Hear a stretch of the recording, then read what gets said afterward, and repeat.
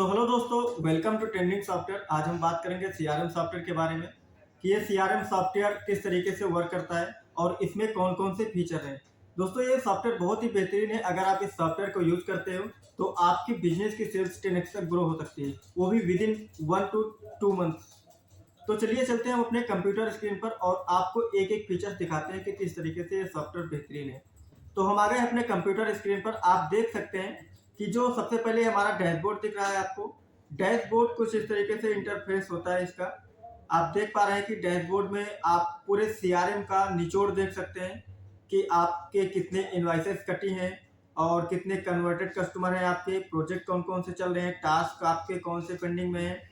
Invoices का overview देख सकते हो, एस्टिमेट आप ओवरव्यू देख सकते हो, प्रपोजल, यानी कि जो सीआरएम में जो भी फीचर्स हैं उनका पूरा निचोड़ आपका डैशबोर्ड में दिखता है। डैशबोर्ड में ये भी आप देख सकते हो कि आपके कितने इनवॉइसेस कटी हैं, यानी कि कितने कस्टमर्स आपके बने हुए हैं और उसके बाद कितना पेमेंट आपका पेंडिंग है और कितना पेमेंट आपका पेड हो चुका है। इस तरीके से आप नीचे आकर के टास्क भी देख सकते हो, कितने प्रोजेक्ट आपके चल रहे हैं, कितने मैसेजेस यानी कि कितने कस्टमर के आपने रिमाइंडर लगा रखे हैं, कितने टिकट जनरेट हुए हैं और क्या चीज़ें आपने अनाउंसमेंट किया है जो कि अपने स्टाफ के लिए या फिर कस्टमर के लिए बेनिफिट हो सकता है। इस तरीके से आप व्यू ऑल पे जाएंगे तो आपको बहुत सारी चीजें और देखने को मिलेंगी। आप दोस्तों, ये सीआरएम इतना बेहतरीन है कि आप अपने स्टाफ को ट्रैक कर सकते हो कि कौन सा स्टाफ कितने टाइम तक सीआरएम में आपके काम कर रहा है, कितने बजे उसने लॉगिन किया है, कितना टाइम वर्क किया और कितना वर्क किया है। ये सारी चीजें आप ट्रैक कर सकते हो। अगर आप ऑफिस में नहीं हो, ऑफिस के बाहर आप कहीं हो बट आपका स्टाफ आपके ऑफिस में काम कर रहा है, तो आप उसकी एक एक एक्टिविटी को ट्रैक कर सकते हो, यानी कि कितना वर्क कर रहा है और कितने टाइम तक वो सीआरएम में एक्टिव है। तो आप समझ सकते हो कि अगर इस तरीके के फीचर्स हैं आपके सीआरएम सॉफ्टवेयर में तो कितना बेहतरीन होगा। चलिए हम चलते हैं, एक एक करके फीचर्स को देखते हैं। डैशबोर्ड के बाद आपको कस्टमर का फीचर मिलता है। कस्टमर में यानी कि आपके जो पेड कस्टमर जिन्होंने आपसे सर्विसेज ले रखी है उनका डिटेल आप यहाँ पे मेंटेन कर सकते हो। देन उसके बाद आपको सेल्स में आ जाना है। सेल्स में आने के बाद आप प्रपोजल क्रिएट कर सकते हो, एस्टिमेट क्रिएट कर सकते हो, invoices, payment, credit note, items. हम दोस्तों, ये वीडियो हम सिर्फ और सिर्फ फीचर्स के बारे में बताएंगे। इसके बाद जो हम वीडियो लेकर के आएंगे उसमें सीआरएम को यूज करना, एक एक फीचर्स को यूज करना बताएंगे, किस तरीके से हम यूज करते हैं और किस तरीके से इसका हम अपनी कंपनी में यूज करेंगे, राइट। तो इस वीडियो में हम सिर्फ अपने सीआरएम के फीचर्स के बारे में ही बात करेंगे। देन उसके बाद सब्सक्रिप्शन का ऑप्शन आता है। अगर आपका कोई बिजनेस है सब्सक्रिप्शन बेसिस, तो आप यहाँ से उसको मैनेज कर सकते हो। उसके बाद आपका एक्सपेंसेस आता है। अगर आपकी अपनी कंपनी में ऐसे एक्सपेंसेस जो डेली बेसिस पे होते हैं तो आप इस सीआरएम में बहुत ही इजी तरीके से उनको मैनेज कर सकते हो। देन कॉन्ट्रैक्ट्स का ऑप्शन आता है। आप यहाँ से किन किन प्रोजेक्ट पे कॉन्ट्रैक्ट्स ले रखे हैं उनको आप यहाँ से मैनेज कर सकते हो और यहाँ से पूरी तरीके से व्यू कर सकते हो। देन प्रोजेक्ट आपके कौन कौन से चल रहे हैं आपकी कंपनी में, यहाँ पे वो सारी चीज़ें आप मैनेज कर सकते हो, रिकॉर्ड में रख सकते हो और उन्हें यहीं पे ट्रैक कर सकते हो। देन टास्क, आपने अपने स्टाफ को क्या टास्क दिया है वो आपको यहाँ पे प्रॉपर दिखाई देगा और आपके स्टाफ को भी दिखाई देगा। सपोर्ट पे आते हैं तो सपोर्ट पे यहाँ पे सपोज मान लीजिए कि आपके कस्टमर हैं, क्लाइंट हैं, उनको आपके सॉफ्टवेयर में कोई प्रॉब्लम आ रही है, फिर आपके प्रोडक्ट में कोई प्रॉब्लम आ रही है, तो वो वहीं से टिकट जनरेट करेंगे। तो आपके सीआरएम में अगर आपने ऑटोमेशन लगा के रखा है तो ऑटोमेटिक तरीके से वो आपके सीआरएम में शो करेगा कि कितने टिकट यानी कि सपोर्ट के कितने टिकट जनरेट हुए हैं। और यहाँ से टिकट जनरेट करना ही नहीं, आप देख पा रहे हैं कि कितने टिकट इन प्रोग्रेस में है, कितने आंसर्ड हो चुके हैं यानी कि कितने टिकट का सॉल्यूशन मिल चुका है, कितने ऑन होल्ड पे हैं और कितने पूरी तरीके से क्लोज हो चुके हैं। एक एक फीचर का एकदम डीप में आपको इसमें ट्यूटोरियल मिलेगा।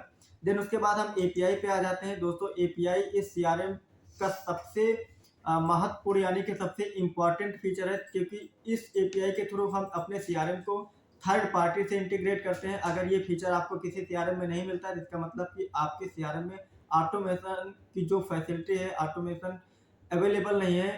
बट आपको इस सीआरएम में ऑटोमेशन प्रॉपर तरीके से मिल रहा है। देन उसके बाद उसके बाद लीड पे हम बात करेंगे। लीड के सेक्शन में आप आएंगे तो यहाँ से आप अपनी लीड्स को मैनेज कर सकते हैं। एक सबसे बड़ी बात यह है कि इस सीआरएम में कोई लिमिटेशन नहीं है। आप 1000, 2000, 10,000, लाख, 10 लाख जितनी भी लीड्स आपके पास है, आप उन सारी लीड्स को एक ही सीआरएम में यानी कि इसी सिर्फ और सिर्फ इसी सॉफ्टवेयर में आप मैनेज कर सकते हो। देन उसके बाद एस्टिमेट्स रिक्वेस्ट, अगर आपको नीड है तो आप इसको यूज कर सकते हो, अदरवाइज आप इसको स्किप कर सकते हो। देन नॉलेज बेस, जो जो चीज़ें इंपॉर्टेंट है उनको आप यूज़ कर सकते हो अपने अकॉर्डिंग। इसमें जो भी चीज़ें होंगी वो बाय डिफ़ॉल्ट होंगी, आपको कुछ चेंजेस करने की ज़रूरत नहीं है। यूटिलिटी की अगर आपको रिक्वायरमेंट है तो वो भी आप चीज़ें यूज़ कर सकते हो। बल्क पीडीएफ एक्सपोर्ट करना, calendar, announcement, activity log, ticket, then उसके बाद रिपोर्ट, और जो सबसे इम्पोर्टेंट फीचर्स है हमारा सेटअप। दोस्तों इस सीआरएम का सबसे इम्पोर्टेंट फीचर है सेटअप, क्योंकि सेटअप से ही पूरी हमारी इस सीआरएम की कंट्रोलिंग होती है। हम कोई नई चीज़ क्रिएट करना होता है तो हमें सेटअप पे ही आकर के क्रिएट करना पड़ता है। अब आपको हम दिखाते हैं किस तरीके से क्रिएशन होता है। सपोज अगर आपकी कंपनी में अगर 10 स्टाफ काम कर रहे हैं, 5 स्टाफ काम कर रहे हैं या फिर 20 स्टाफ काम कर रहे हैं, उन सारे स्टाफ का आप लॉगिन क्रेडेंशियल क्रिएट करना चाहते हो, तो आप स्टाफ पे आएंगे और यहाँ से न्यू स्टाफ पे क्लिक करके स्टाफ को क्रिएट कर सकते हैं, यानी कि स्टाफ का अकाउंट बना सकते हैं। जैसे कि अभी हमारा सिर्फ हमारे ही नाम से बना हुआ है, एक ही अकाउंट है। अगर हम चाहें तो अपनी कंपनी में जो हमारे टीम मेंबर हैं उनका अकाउंट भी क्रिएट कर सकते हैं। देन उसके बाद कस्टमर में ग्रुप का ऑप्शन आता है। आप यहाँ पे सपोज मान लीजिए कि आपकी ऐसी कंपनी है जहाँ पे 4-5 तरीके के प्रोडक्ट आप बेचते हो, तो 4-5 तरीके के अगर प्रोडक्ट बेचते हो तो 4-5 तरीके के आपके कस्टमर भी होंगे। सपोज अगर हम अपने केस में बात करें तो हमारा जैसे सैस इंडस्ट्री का बिजनेस है, तो हम व्हाट्सएप मार्केटिंग के सॉफ्टवेयर भी बेचते हैं, सीआरएम भी सेल करते हैं, और बहुत सारे व्हाट्सएप मार्केटिंग में भी अलग अलग तरीके के हम सॉफ्टवेयर सेल करते हैं। तो हम यहाँ पे ग्रुप वाइज अपने कस्टमर को डिफाइन कर सकते हैं कि हमारा कौन सा कस्टमर सीआरएम लिया है और कौन से कस्टमर व्हाट्सएप मार्केटिंग सॉफ्टवेयर के हैं। तो इस तरीके से आप अपने बिजनेस को भी कैटेगराइज कर सकते हो ग्रुप के थ्रू। जब सपोर्ट सिस्टम वही है, आप अपने डिपार्टमेंट वाइज सपोर्ट क्रिएट कर सकते हो। प्री डिफाइंड रिप्लाईज आप यहाँ पे जनरेट कर सकते हो, ताकि अगर आप ऑटोमेशन लगाते हो तो कोई बंदा अगर आपके सीआरएम में लीड फिलअप करता है आपके फॉर्म पे, तो उसको ऑटोमेटिक क्या जाना चाहिए आपकी तरफ से, वो सारी चीज़ें प्री डिफाइंड यहाँ पे रिप्लाईज आप बना करके रख सकते हो। टिकट को यहाँ से टिकट का स्टेटस चेक कर सकते हो, सर्विसेज आप देख सकते हो। देन उसके बाद लीड में हमने वहाँ पे इसके पहले देखा था लीड को किस तरीके से क्रिएट करना है, लेकिन यहाँ पे सेटअप में हम आकर के देख रहे हैं कि लीड कहाँ से आई। हम यहाँ से लीड के सोर्स को देख सकते हैं, मैनेज कर सकते हैं, लीड के स्टेटस को मैनेज कर सकते हैं, एंड ईमेल इंटीग्रेशन आप यहाँ से कर सकते हो, वेब टू लीड भी आप यहाँ से मैनेज कर सकते हैं। देन फाइनेंस का सेक्शन आता है। फाइनेंस में आप टैक्सेस को मैनेज कर सकते हो, करेंसीज सेटअप कर सकते हो कि आप अगर मान लीजिए इंडिया में काम कर रहे हो तो आप रुपीज़ को सेलेक्ट कर सकते हो। अगर आप इंडिया से बाहर इस सॉफ्टवेयर पे काम कर रहे हो तो जो भी आपकी करेंसी है, डॉलर हो या फिर कुछ भी हो, आप अपने अकॉर्डिंग यहाँ पे सेट कर सकते हो। पेमेंट मोड में आप आएंगे तो आप किस मोड में पेमेंट ले रहे हैं वो सारी चीज़ें यहाँ पे डिस्क्रिप्शन कर सकते हैं। बैंक में अगर आप पेमेंट ले रहे हो तो बैंक का डिटेल आप डाल सकते हो। दोस्तों उसके बाद मॉड्यूल का ऑप्शन आता है। मॉड्यूल एक बहुत ही इंपॉर्टेंट फीचर है, क्योंकि हम अभी बात किए थे एपीआई के बारे में। एपीआई अगर हमें इंटीग्रेट करनी है तो हमें मॉड्यूल का सहारा लेना पड़ता है, क्योंकि एपीआई के बहुत सारे मॉड्यूल आते हैं। हमें किसी इस सीआरएम में अगर एक्स्ट्रा फीचर्स चाहिए, लाइक अगर ये हमारा जैसे सेल्स बेस्ड सीआरएम है, अगर आपको रियल एस्टेट का फीचर चाहिए या फिर मेकअप इंडस्ट्री का फीचर चाहिए, तो आप उस इंडस्ट्री से रिलेटेड मॉड्यूल ला करके परचेज करके इस सीआरएम में आप इनबिल्ड कर दोगे, तो आपका सीआरएम एज इट इज वैसे हो जाएगा जैसे आप चाह रहे हो। बट डिपेंड करता है कि वो मॉड्यूल अवेलेबल होना चाहिए, तभी ये फीचर आपका प्रॉपर काम करेगा। उसके बाद ईमेल टेम्पलेट आप बना सकते हो कि अगर आप ईमेल इंटीग्रेशन करते हो, ऑटोमेटेड करते हो, तो आपके कस्टमर को डायरेक्टली मेल चला जाएगा जो भी आप प्री डिफाइन करके रखेंगे। कस्टम फील्ड का ऑप्शन आता है, जीडीपीआर रूल्स एंड सेटिंग। हम बात करते हैं सेटिंग की। सेटिंग में आने के बाद आप अपनी कंपनी का लोगो लगा सकते हो, डिटेल डाल सकते हो, आइकन लगा सकते हो, कंपनी का नेम सेट कर सकते हो और अपना डोमेन यहाँ पे सेट कर सकते हो। देन उसके बाद एडमिन एरिया क्या होगा आपका, यस या नो होगा, ठीक है। तो इस तरीके से आप जो भी चाहते हो वो सेट कर सकते हो। एक चीज मैं आपको बताना चाहूंगा कि ये सीआरएम अपने आप में परफेक्ट है। जो भी चीजें इसमें बाय डिफॉल्ट है, यस या नो, आप उनको एज इट इज ही रहने दीजिए अगर आपको बहुत ज्यादा जरूरत नहीं है। अदरवाइज अगर आपको नॉलेज है तभी आप उसमें छेड़खानी कीजिए, या फिर नॉलेज नहीं है तो आप उससे छेड़खानी मत कीजिए, क्योंकि ये सीआरएम में कोई भी छेड़खानी करने की जरूरत नहीं है, आपका काम प्रॉपर होगा। जनरल के बाद हम कंपनी इन्फॉर्मेशन में आते हैं। कंपनी इन्फॉर्मेशन में आप फिर से वही दिखा रहा है, कंपनी का नेम डाल सकते हैं, एड्रेस डाल सकते हैं, किस सिटी से बिलोंग करते हैं, किस स्टेट से बिलोंग करते हैं, पिन कोड, फोन नंबर, अगर आपके पास वैट नंबर है या फिर जीएसटी नंबर है तो आप उसको यहाँ पे डाल सकते हैं। उसके बाद सेव पे क्लिक कर देंगे।